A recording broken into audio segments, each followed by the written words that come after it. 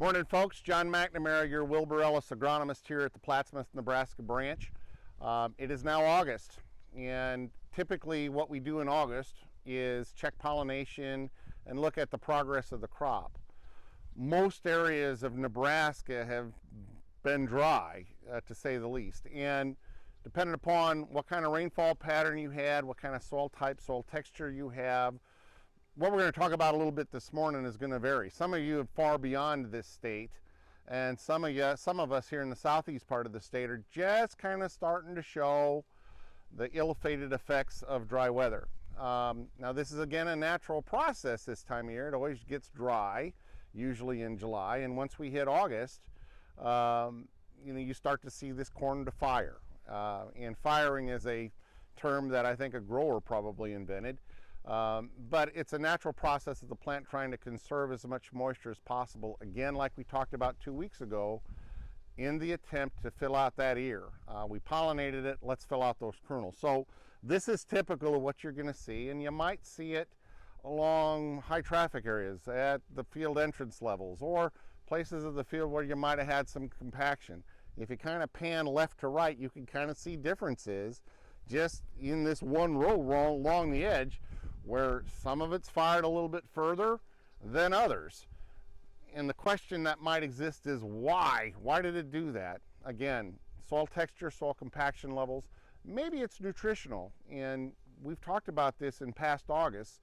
August is a very good time to get in the truck, probably on maybe Sunday afternoon. If you want to take your wife into town to get some ice cream or something of that sort, you see differences in the fields. It's a signal, something's going on. Is it soil texture? Yeah. Is it soil compaction? Yeah. Is it nutritional? Sure. What of those things can you control? What of those things can you manage? We can't change the weather. However, you can learn some things in dry land environments as far as things that you could possibly change. One thing that most growers will agree with is that your highly fertilized acres, some of your better soil textured acres, can survive dry weather longer, better. Now in the end it's still dry, but they can survive longer than maybe your lower fertilized acres or your higher pH acres or something of that sort. Again, a signal to kind of adjust management styles. So a couple of things to consider as we kind of progress here through August. And given the forecast, it still is going to be hot, it's still going to be dry. A couple of things I'd ask you to consider as we kind of go through August. One typical thing that happens is this crop's going to mature quicker. So I would be ready to harvest it sooner.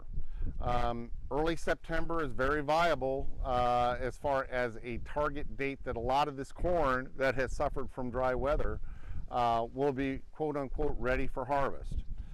Things that go on with dry weather or drouthy corn is stalk quality generally goes back or goes backwards, goes south. So one thing as you go through the month of August is to check your stalk quality. And what we typically do is we'll do the crush test, and you look at the first node, if I can get the weeds out of the way, the first node, second node, third node, and just press it. And can you crush that tissue? And if you can crush the tissue, it's basically a signal that the vascular tissue, the xylem and the phloem, have basically cannibalized itself, again trying to fill out that ear. A natural process.